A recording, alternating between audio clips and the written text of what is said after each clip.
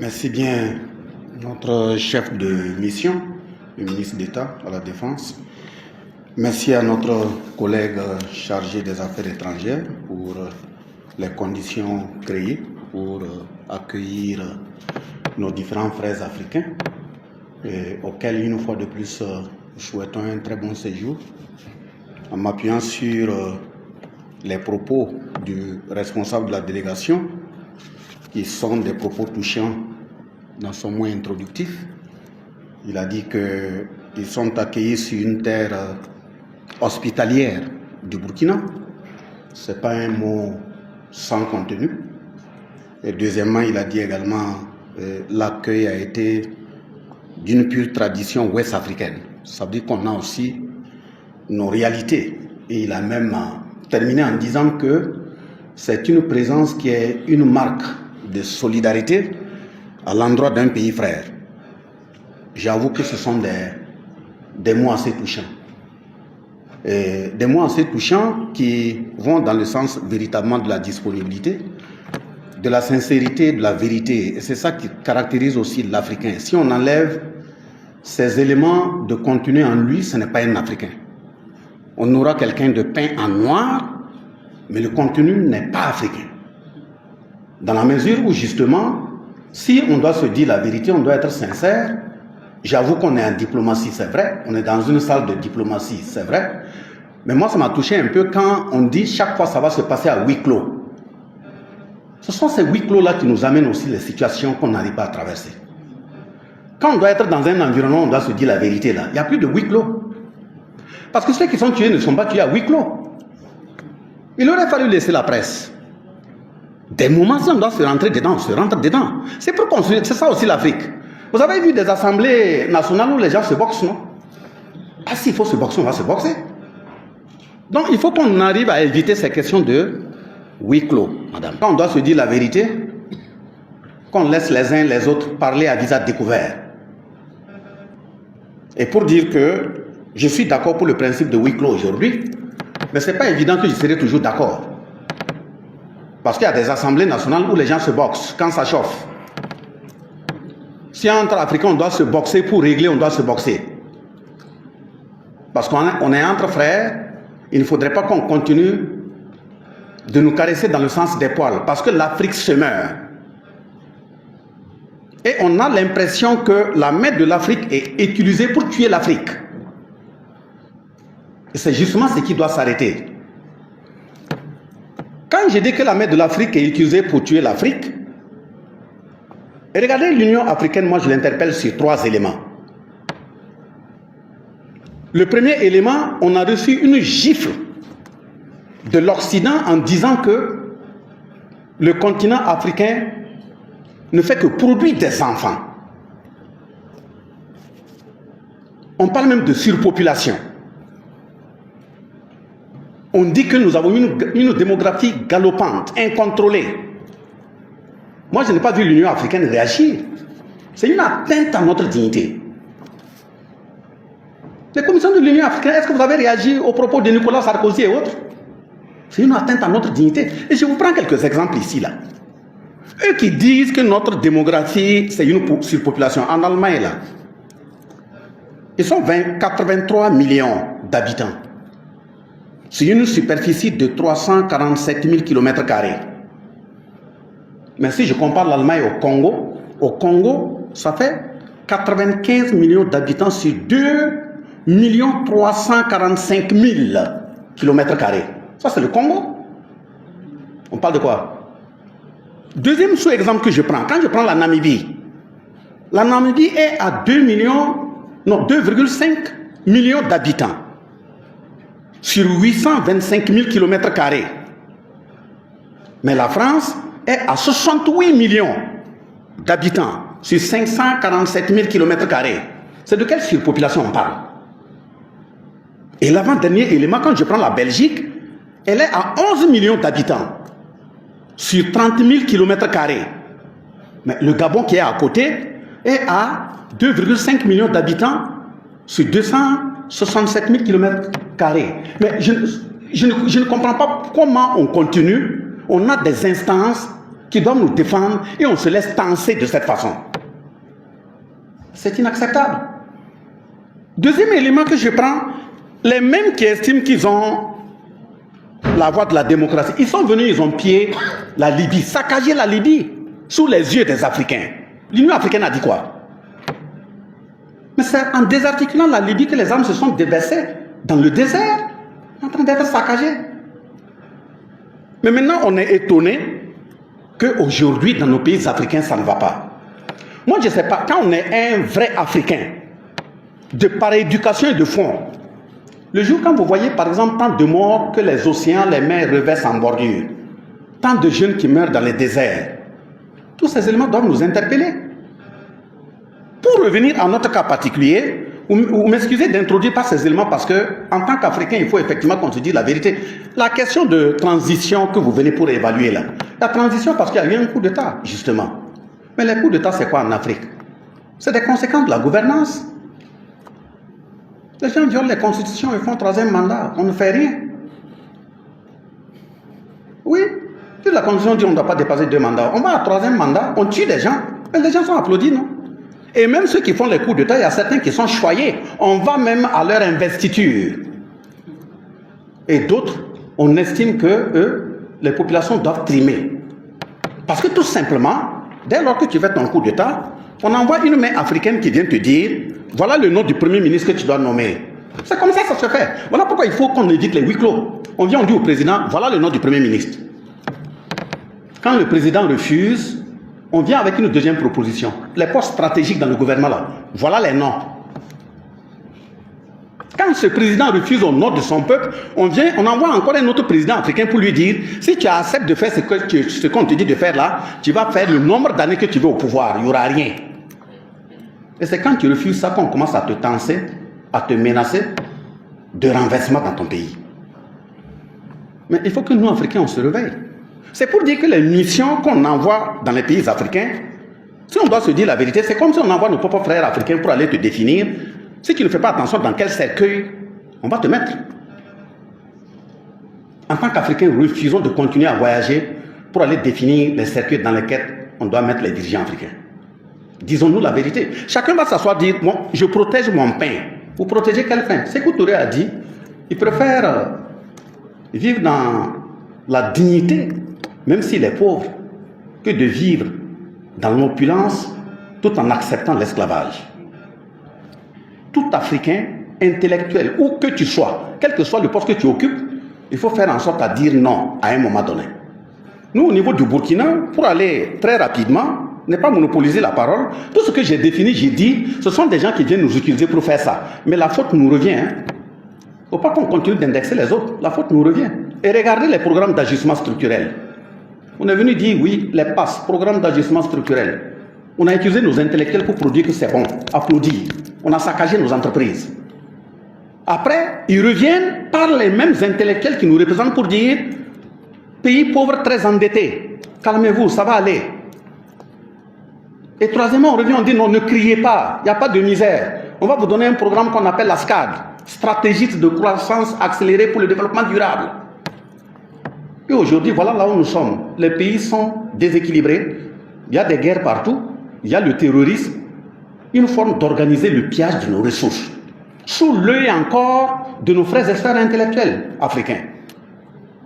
Donc, il faut qu'on s'attrape main dans la main pour pouvoir avancer, sinon, aujourd'hui c'est le Burkina, le chef de mission a dit hier c'était le Mali, aujourd'hui c'est le Burkina, et c'est en train de progresser. Il faut qu'à un moment donné, on dise non. Parce que quand vous estimez qu'il y a eu un coup d'État dans un milieu, et puis on vient, on dit on suspend le pays. Si vous avez suspendu le pays, ça veut dire que toutes les aides ont été coupées. Et vous revenez évaluer, on vient évaluer quoi? Qu'est-ce qu'on a coupé pour que vous mourrez?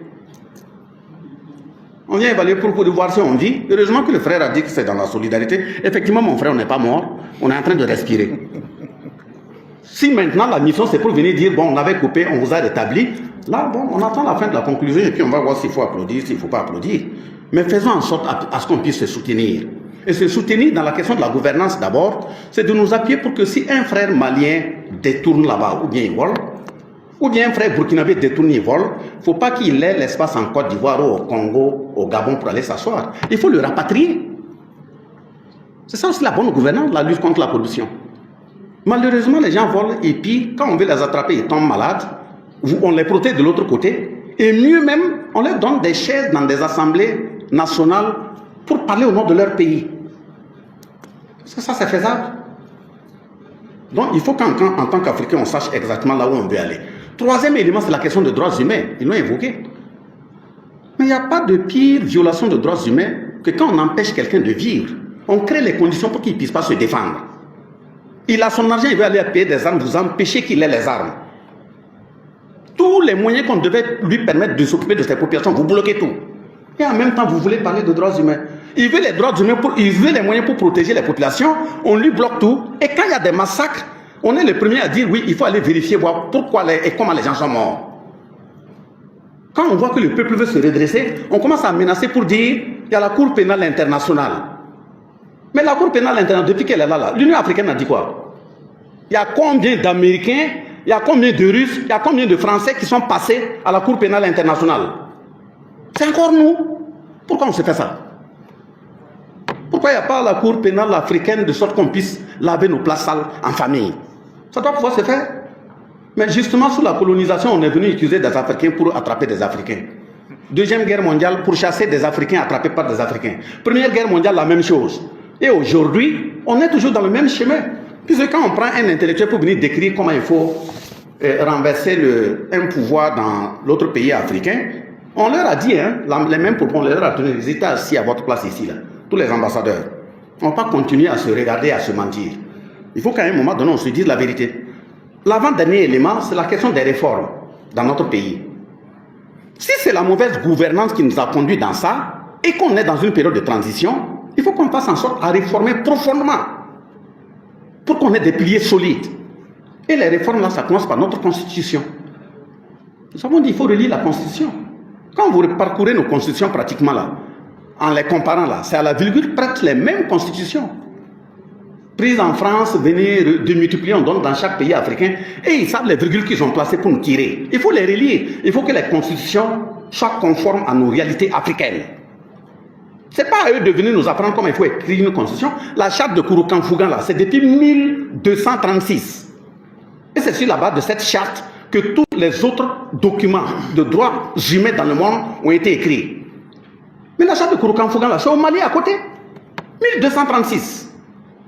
Donc, de ce point de vue, il faut qu'on ait des constitutions africaines. Il ne peut pas avoir une constitution dans laquelle on dit le ministre il ne doit pas être jugé comme tout le monde. Il faut mettre une haute cour en place pour lui permettre davantage de voler. Non. Il faut des constitutions africaines.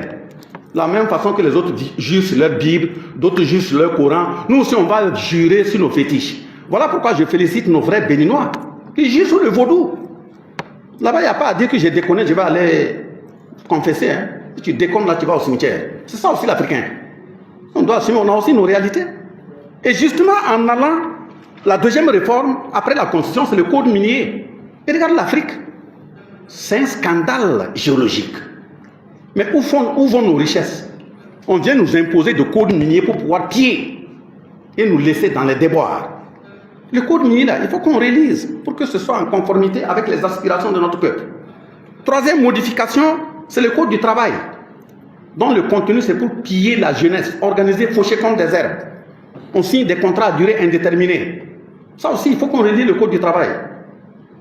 Voilà. Ou bien on met un contrat à durée déterminée, renouvelable une fois. La jeune femme qui signe un contrat de 2 ans, quand ça attend vers la fin, le patron indélicat lui fait la cour, soit elle cède sexuellement pour renouveler le contrat, ou on la vire.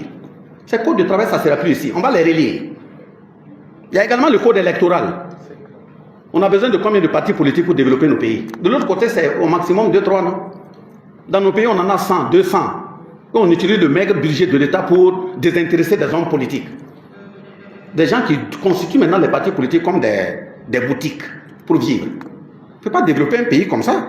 Donc, on va relire aussi le code électoral. Maintenant, on demande au Burkina, qui a dit la transition là, c'est en juillet 2024. Juillet 2024, nous, on dit que c'est loin. C'est la question de l'insécurité. Juillet 2024, on peut même dire que c'est loin. Si d'ici décembre, il y a la sécurité là. On organise les élections et puis on part. Nous qui sommes au pouvoir, personne ne veut rester sur un fauteuil.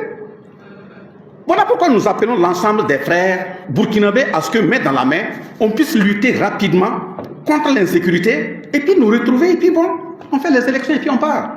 Il ne faut pas qu'on donne l'impression qu'il y a des gens qui sont assis qui ne veulent pas partir. Vous restez pour faire quoi? La preuve est que quand vous allez nous quitter, vous allez rencontrer d'autres entités du peuple burkinabé. Moi, je vais vous laisser cette fiche. Si vous arrivez là, demandez à chacun d'eux, que ce soit les partis politiques, que ce soit les organisations de la société civile, toute personne qui va dire oui, oui, on est prêt, il faut aller aux élections là, posez-leur leurs questions. Les villages les plus proches de Ouaga, au niveau, nous, on était là-bas hier, vous allez leur demander s'ils connaissent ce qu'on appelle la commune de Bouala. Je prends la commune la plus proche. Demandez, chaque chef de délégation, est-ce qu'il connaît la commune de Bouala? C'est à moins de 100 km d'ici. S'il dit qu'il connaît, demandez-lui la commune fait combien de villages? Ça fait 16 villages. Dans ces 16 villages-là, il y a eu 23 attaques, 46 morts. Si vous demandez à certains chefs politiques, ils vont venir vous dire oui, il faut aller aux élections, on est prêt là. Ils ne connaissent même pas ça. On va se précipiter et dire oui, élection. Et quand on va tuer quelqu'un à quelques centaines de mètres ici, c'est la communauté internationale qui va se lever pour dire qu'on ne protège pas les hommes politiques. Et le frère Cissé au Mali là, paix à son âme, Léo. Donc de ce point de vue, c'est pas qu'on ne veut pas aller à des élections. Pas amener les gens à l'abattoir. Nous savons que les hommes politiques tels qu'ils ont été fabriqués en Afrique là, même si c'est 2 villages seulement qui vont organiser des élections, l'essentiel est que lui soit président. Pour gérer des injonctions qu'on va lui envoyer. On ne peut pas gérer notre pays comme ça. Et je dis qu'il faudrait que nous, Africains, on puisse se regarder en face et se dire la vérité et éviter que nous soyons ceux qu'on va utiliser pour courir derrière nos frères africains attrapés, attachés, donnés. Qu'on ait le courage. Que ce soit l'Union africaine, que ce soit la CEDEAO, il ne faudrait pas qu'il y ait des mains invisibles qui nous disent ce qu'on a à faire. En tout cas, le peuple burkinabé dit grandement merci à l'ensemble des peuples du monde qui sont dressés pour l'accompagner. Quand on a fermé les frontières maliennes ici, nous on est restés ici, on a dit tous les frères maliens qui sont sur le territoire burkinabé, qui n'arrivent pas à prendre l'avion, qui n'arrivent pas à rentrer parce que les frontières sont fermées là, on est prêt à les accueillir. On est prêt à les héberger et à les nourrir. Mais en ce moment, il n'y a pas encore eu un coup d'État ici. Donc, il faudrait qu'on se regarde franchement, main dans la main, pour pouvoir avancer. Et en tout cas, si c'est pour la solidarité, comme mon frère sénégalais l'a dit, que vous êtes là, solidarité, la conséquence devait être le mot de fin là, c'est de nous dire, en tout cas, on vous a écouté, il y a beaucoup de progrès, en tout cas, vous serez réintégrés dans l'Union africaine. Le message et l'information qui est envoyé sur la forme de VDP, ce message est tout faux. Et il contient des objectifs assez précis, c'est dénigrer le pays, faire en sorte qu'il n'y ait pas de solidarité à l'endroit de ce pays. Parce que c'est volontaire pour la défense et la patrie. Je pense qu'en Ukraine, il y a des images qui ont circulé, là-bas ce ne sont plus des volontaires. Quand on te prend dans la rue, tu as 18 ans, on t'enrôle. Je pense que la France aussi vient de voter une loi à travers laquelle on parle de mobilisation générale. Donc s'il y a crise demain, personne ne serait épargné. Pourquoi chez nous on estime que être VDP c'est recruter des milices? Au moment où on venait attraper nos grands-parents pour aller défendre la France, Première Guerre mondiale, Deuxième Guerre mondiale, étaient-ils formés avant? Mais ils les ont ramassés pour aller défendre tout de même la France, non? Malheureusement qu'aujourd'hui, ceux qui ont pu survivre, qui sont revenus, n'ont même pas de pension. Quelle moralité on donne par rapport à ça en parlant des droits humains? Il y a combien d'anciens combattants qui sont dans nos pays, là, des différents pays, qui ont perdu la vue, qui ont perdu l'aspect physique, mais qui n'ont pas de pension? Donc c'est pour évoquer la question de VDP, pour dire que quand votre pays traverse des difficultés, c'est à vous de vous armer et faire face. Donc et on a pris des décisions pour dire, il y a des VDP qui ont fini l'université, il y a d'autres qui ont le baccalauréat. À la fin de la guerre, l'État va sélectionner et puis voir ceux qui peuvent intégrer tel corps et tel autre corps, ou bien ceux qui peuvent pénétrer des programmes de développement agricole pour pouvoir les caser en récupérant les armes. Ça veut dire que tout cela, ça a été correctement organisé.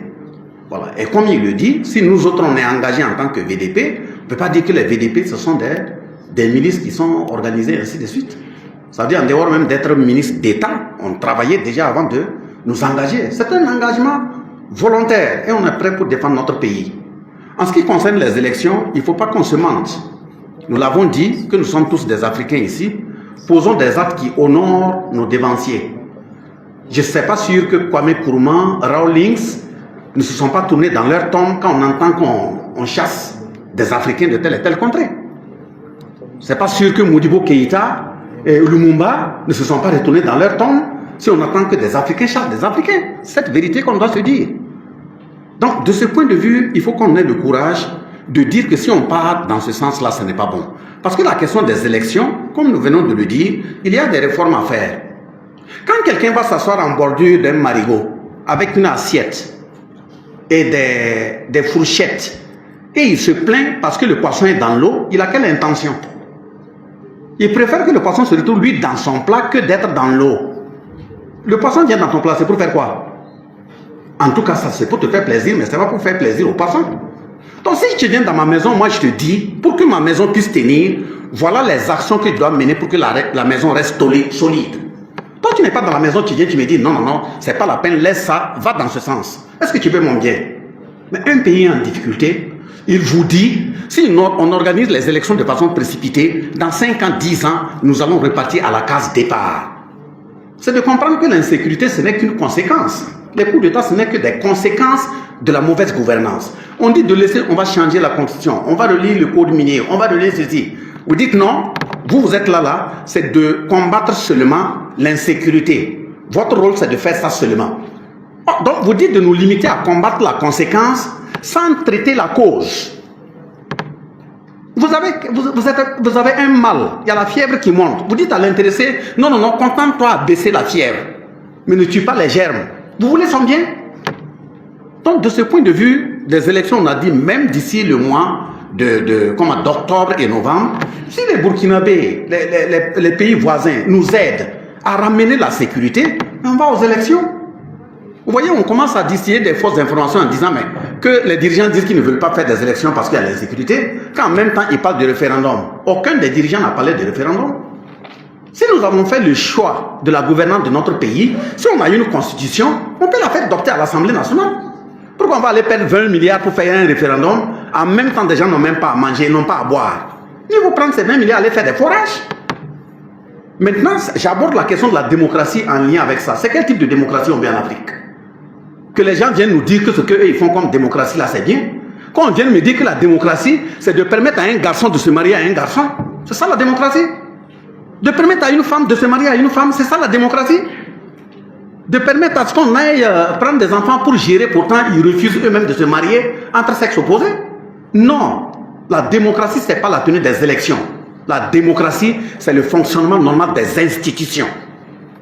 Que ce soit en période électorale ou non électorale, si les institutions fonctionnent correctement, c'est ça la démocratie. Sinon on va se précipiter, ceux qui sont plongés dans les crimes économiques, c'est eux qu'on va enlever, mais ils seront des répondants de l'extérieur et non de leur peuple. Donc il faut qu'on pose le débat et qu'on se dise correctement la vérité. La question de l'amunissement, on ne va pas vous mentir, et nous on a fait un communiqué pour féliciter le peuple frère malien et dire qu'on est solidaire avec lui. Ah, ça c'est clair, hein? Parce que toutes les forces étrangères qui sont versées au Mali, là, il y avait combien de drones? Il y avait combien de chars? Il y avait combien de militaires? Malgré tout ça, l'insécurité s'approche de Bamako. L'insécurité s'approche de Ouagadougou. Des gens qui, dans les airs, même une aiguille par terre, là, on peut les voir. Et vous ne pouvez pas voir des terroristes, des centaines, 300 alignés. Quand même, le partenariat, c'est aussi la sincérité. Autant donc partir. Donc c'est pour dire que quand on dit oui, est-ce que s'ils partent, il n'y aura pas l'insécurité également? Quel est notre point de vue? Notre point de vue, le Mali a décidé qu'il est capable de se prendre en charge. Et nous sommes d'accord avec ce choix. Nous assumons également ce choix. C'est dans ce sens qu'on doit aller. Tous ceux qui estiment qu'ils doivent accompagner les peuples africains, c'est depuis les années 1960 qu'ils sont là. S'ils devaient nous aider pour qu'on se développe là, on ne serait pas ici. C'est les mêmes qui disent oui, nos armées ne sont pas bien formées, nos armées ne sont pas bien équipées. Voilà pourquoi ils ne veulent pas partir. Maintenant, on prend les moyens pour chercher l'équipement, vous bloquez. Donc, vous ne voulez pas qu'on se forme bien. Vous dites que les armées ne sont pas bien formées. Tous les programmes de formation de nos militaires, vous mettez fin à ça. Mais les armées vont se former comment? Donc, de ce point de vue, si tu ne viens pas pour m'aider, il faut partir. Mais peut-être qu'il se peut qu'on souffre. Mais à la fin de cette souffrance-là, ça sera aussi notre liberté. Et la liberté et l'indépendance ne se négocient pas. Ça s'acquiert. Même si on doit perdre la moitié de nos populations et à la fin, on sera autonome là. C'est des choix à assumer. Ça aussi, il faut qu'on le dise. Au Niger, à côté, notre peuple frère nigérien, le sol est bien riche, non? Il y a l'uranium en quantité. Mais regardez les coupures de courant au Niger. Est-ce que c'est un pays qui produit l'uranium? Mais l'uranium par où? C'est pour aller alimenter qui? Ah, c'est cette vérité qu'on doit se dire. Et on dit le Sahel là. Les gens qui viennent là-bas, c'est pas pour nous défendre. Prenez, tapez sur le net là. Vous avez les tablettes? Tapez sur le net. On a voté une loi en janvier 1957 en France pour découper la même zone saharienne là, en organisation commune des régions sahariennes.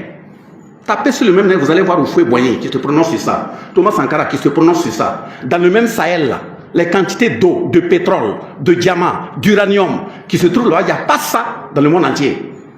Chacun vient s'asseoir et dire oui que lui c'est pour défendre le peuple malien, c'est pour défendre les Sahéliens. Il ne faut pas qu'on se mente. Nous aussi on sait lire les mêmes bouquins. Et le dernier élément, pour terminer par là, c'est la question de ravitaillement, les couloirs. Est-ce qu'on fabrique des armes au Burkina? Est-ce qu'on fabrique des armes au Mali? Est-ce qu'on fabrique des munitions dans ces pays? Les motos non plus. Mais ils ont permanemment des motos renouvelées. Des Kalachnikov. Comment même un président peut être fier de dire des bandits sont mieux armés même que moi, mon armée? Il y a un problème. Qui vient leur donner les armes? Donc la nuit, nos mines sont occupées, on voit des hélicoptères qui descendent, qui nourrissent qui dans les forêts là. Et mais maintenant, quand on découvre un bandit, un gros bandit politique qui est en contact avec ses djihadistes, quand on le chasse, rapidement il traverse les frontières, il est assis en Europe là-bas. Il a accès à toutes les télévisions. On l'amène même à l'Assemblée pour aller se prononcer sur son propre pays. C'est des gens qui veulent notre bien. Donc moi je termine par ça pour dire, l'Afrique doit s'assumer. Il peut arriver qu'il y ait des plaies. Il peut arriver qu'il y ait des difficultés. On n'a pas dit que nous qui sommes assis devant vous, c'est nous qui allons avoir la victoire. Mais on a tracé le chemin. Même s'il est épineux n'importe comment, on va l'emprunter. Nos enfants, nos arrière-petits-enfants viendront, si on n'a pas terminé cette lutte, ils vont poursuivre. Donc c'est ce que moi j'avais à dire, pour dire qu'on est engagé, on est ferme, on est d'accord. Tous les peuples africains qui se battent, ils ont notre soutien. Et nous disons merci à tous ceux qui nous accompagnent. Mais on ne va pas pleurnicher, hein. Nous on ne pleurniche pas. Et nous félicitons le peuple malien par rapport à sa décision sur l'amunissement. C'est lui qui veut aider, qui aide dans la sincérité. C'est lui qui ne peut pas qui part. On va souffrir, mais on va trouver la solution.